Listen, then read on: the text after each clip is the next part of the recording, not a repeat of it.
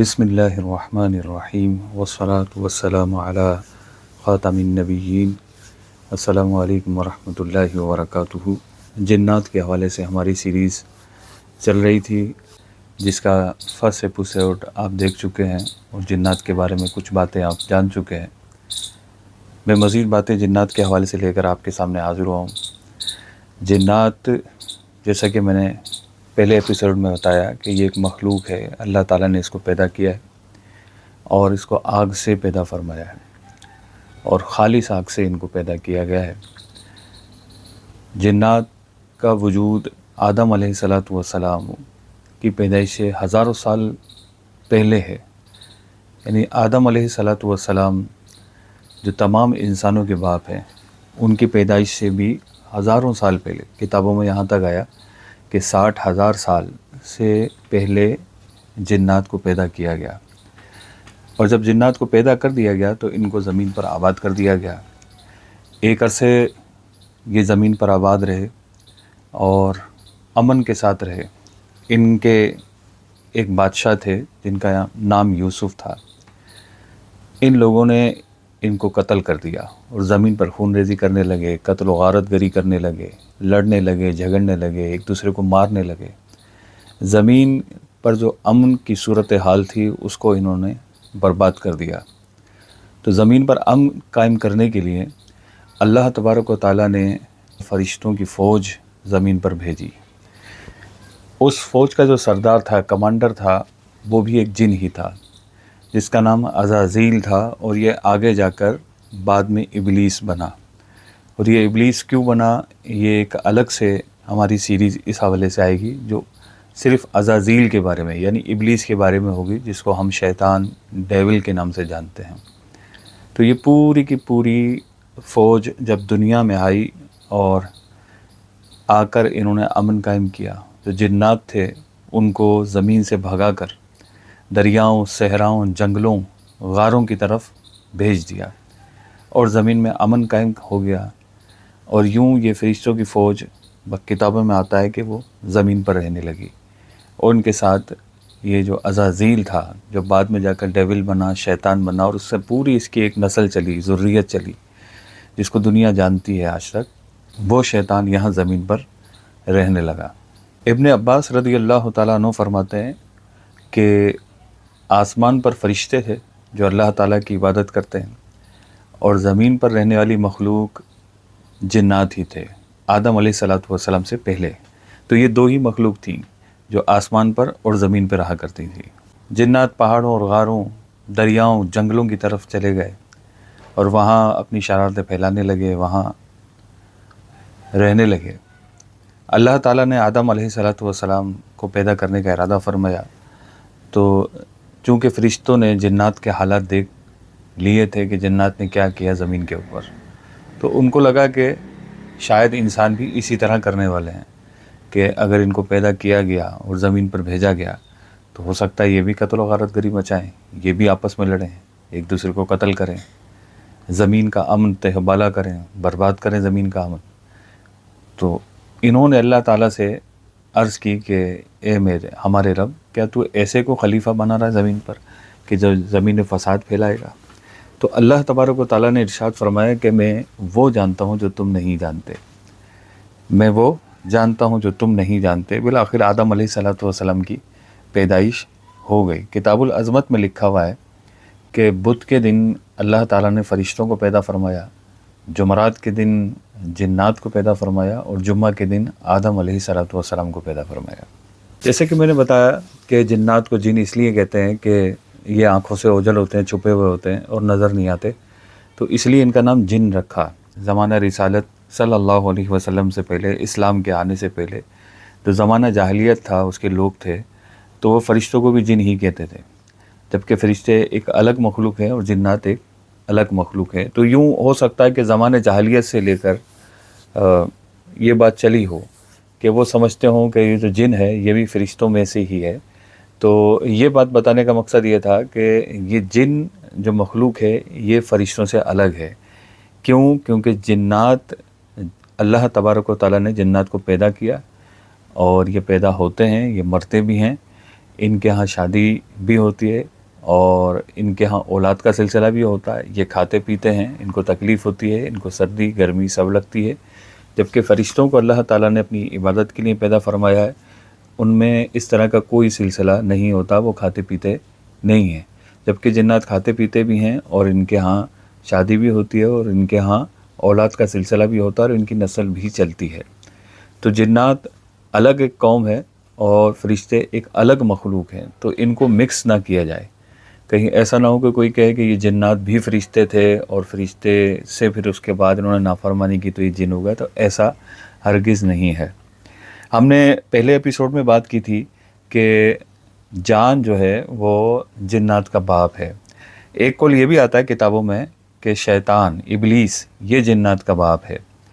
جن کا وجود قرآن و سنت سے ثابت ہے اور ان کے وجود کا انکار کرنا, یہ کہنا کہ جن نہیں ہوتے, تو اسلام کی تعلیمات کی روح سے ایسا شخص کافر ہے, کیونکہ وہ ایسی چیز کا انکار کر رہا ہے کہ جس کا ثابت ہونا, جس کا ہونا, جس کا وجود قرآن سے ثابت ہے, احادیث سے ثابت ہے, جن کو انسانوں اور جانوروں کی مختلف صورتیں بدلنے پر قدرت حاصل ہے. یہ بڑی اہم بات ہے. تو یہ جو ہمارے ایپیسوڈ چل رہے ہیں ان میں ہم اس طرح کی باتیں, کچھ بنیادی باتیں کر رہے ہیں, پھر اس کے بعد ہم ایک تفصیلی باتیں کریں گے جنات کے بارے میں کہ جنات نے کس طرح لوگوں کو دھوکہ دیا, یا جنات کے ذریعے لوگوں نے کس طرح دیگر لوگوں کو دھوکہ دیا.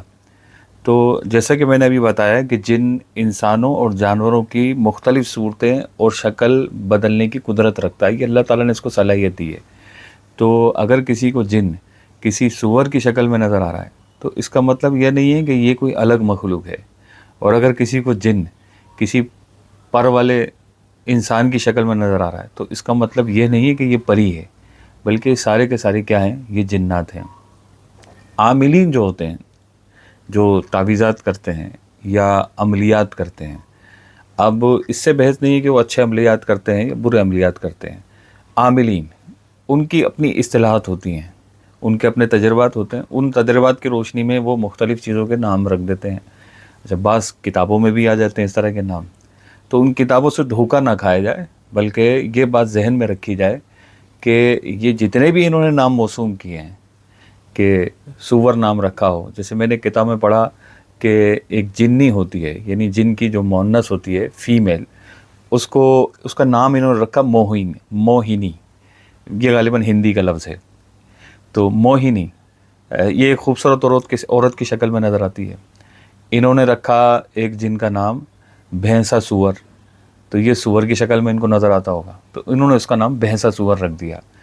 تو اصل میں وہ کیا تھا, وہ جن ہی تھا. تو وہ یوں مستقل ان کو نظر آنے لگا, اور جن کی ایک عادت ہے, یہ اس کی ایک خصلت ہے کہ وہ لوگوں کو بیوقوف بنا کر خوش ہوتے ہیں اور ان کو مزہ آتا ہے. ایک فن ہے ان کے لیے, ایک یوں سمجھ لیجئے کہ ایک تفریح ہے جس کے ذریعے وہ لوگوں کو بیوقوف بناتے ہیں اور اس سے حظ اٹھاتے ہیں, مزہ اٹھاتے ہیں, خوب خوش ہوتے ہیں.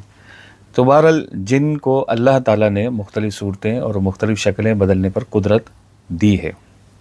علامہ ابن عابدین فرماتے ہیں کہ ان کا مختلف شکلیں اختیار کرنا احادیث, آثار اور بہت ساری حکایت سے ثابت ہے. ایسا نہیں ہے کہ ایسا نہیں ہوتا, بلکہ ایسا ہے اور یہ ثابت بھی ہے. جن کی خصوصیات میں ایک یہ بھی ہے کہ یہ نظر نہیں آتے اور ان کو دیکھا نہیں جا سکتا, لیکن یہ انسانوں کو دیکھتے ہیں. اچھا, کبھی کبھی یہ نظر آ بھی جاتے ہیں.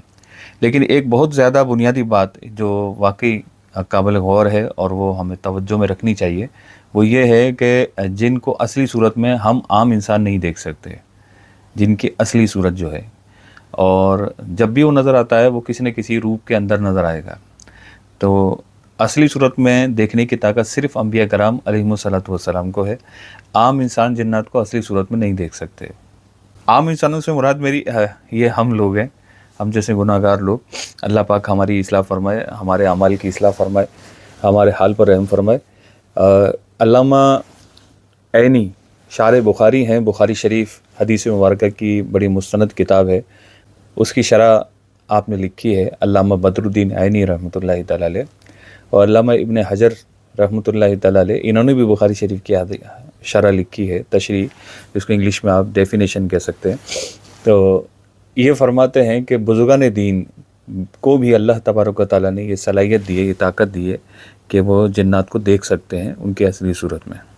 تو جنات کے بارے میں کہا جاتا ہے کہ جنات دنیا میں گندی جگہوں پر پائے جاتے ہیں، گندگی کی جگہوں پر پائے جاتے ہیں، کچرے کے ڈھیر پر پائے جاتے ہیں، اسی طرح ٹوائلٹ میں پائے جاتے ہیں، اس کو استنجا خانہ کہتے ہیں، باتھ روم کہتے ہیں، ہندی میں آپ کہیں تو لیٹرین کہتے ہیں، شوچالا کہتے ہیں۔ تو اس طرح کی جو گندی جگہیں ہیں ان میں پائے جاتے ہیں اور یہاں یہ رہتے ہیں، یہاں ان کا مقام ہے۔ جنات کی غذا یہ ہڈی ہے اور مینگنی ہے۔ ہڈی یہ جنات کی غذا ہے، لیکن یہ صرف ہڈی ہی نہیں رہتی، بلکہ جیسے ہی ہڈی کے پاس جاتے ہیں ہڈی کو گوشت سے بھرا ہوا پاتے ہیں۔ جنات جو مخلوق ہے کیا وہ آزاد ہے؟ وہ جو چاہے کرے، جس کو چاہے تکلیف پہنچائیں، جس کو چاہے قتل کر دیں، کیا یہ آزاد ہیں؟ ان سے کوئی پوچھ گچھ نہیں ہے؟ نہیں، بلکہ جنات بھی اسلامی احکام کے پابند ہیں اور یہ بھی اللہ تعالیٰ کی بارگاہ میں جواب دہ ہیں۔ ان کو بھی اللہ تعالیٰ کی بارگاہ میں جواب دینے کے لیے کھڑا ہونا پڑے گا۔ تو جنات کے بارے میں یہ ہے کہ جنات اسلامی احکام کے مکلف ہیں، جس کو ہم آسان زبان میں کہیں کہ ذمہ دار ہیں، اسلامی احکام کے پابند ہیں، اسلامی احکام کے جواب دہ ہیں۔ ان کو بھی جواب دینا پڑے گا اور یہ جواب دہ ہوں گے۔ ان میں جو نیک ہوں گے اللہ تبارک و تعالیٰ کی ان پر کرم نوازی ہوگی، اور ان میں جو گناہ گار ہوں گے وہ یقیناً اللہ تعالیٰ کی بارگاہ سے سزا پائیں گے، جہنم میں جائیں گے، اور جو کافر ہیں وہ ہمیشہ جہنم میں رہیں گے۔ تو جنات میں مختلف مذاہب بھی ہوتے ہیں، مختلف مذاہب والے بھی ہیں، مسلمان بھی ہیں، کافر بھی ہیں۔ تو جو مسلمان ہیں وہ اسلامی احکام کے پابند ہیں، اسلامی احکام کے جواب دہ ہیں، اسلامی احکام کے حوالے سے ان سے پوچھ گچھ ہونی ہے۔ تو جو نیک ہیں اللہ پاک کا ان پر کرم ہوگا، اور جو گناہ گار ہیں وہ اللہ پاک کے دربار سے سزا پائیں گے۔ کیونکہ قرآن پاک میں اللہ تبارک و تعالیٰ نے ارشاد فرمایا ہے وَمَا خَلَقْتُ الْجِنَّ وَالْإِنسَ إِلَّا لِيَعْبُدُونَ، کہ ہم نے جنوں اور انسانوں کو اپنی عبادت کے لیے ہی پیدا فرمایا ہے۔ یہ اللہ پاک کا فرمان ہے۔ تو جنات کو جو پیدا فرمایا تو اپنی عبادت کے لیے پیدا فرمایا، نافرمانی کے لیے نہیں پیدا فرمایا۔ تو جو جنات انسانوں کو تنگ کرتے ہیں وہ بالآخر اللہ تعالیٰ کی بارگاہ میں جواب دہ ہوں گے کہ میدان محشر قائم ہونا ہے، سب کو جواب دہ ہونا ہے۔ تو یہ جنات چونکہ مخلوق ہے اور ان کو ایک نوع اختیار دیا گیا ہے کہ یہ جو چاہیں کر سکتے ہیں، بلکہ ایک اختیار کا بھی نیکسٹ لیول ہے کہ انسان نظر آتا ہے اور انسان اڑ نہیں سکتا، لیکن جنات اڑ سکتے ہیں۔ ان کی مختلف قسمیں ہیں، وہ ہم اگلے ایپیسوڈ میں اس پر بات کریں گے۔ اب تک کے لیے اتنا ہی، دعاؤں میں یاد رکھیے گا۔ چینل سبسکرائب نہیں کیا تو سبسکرائب کیجیے گا۔ مزید مفید معلومات کے ساتھ انشاءاللہ عز و جل جلد حاضر ہوں گا۔ السلام علیکم ورحمۃ اللہ وبرکاتہ۔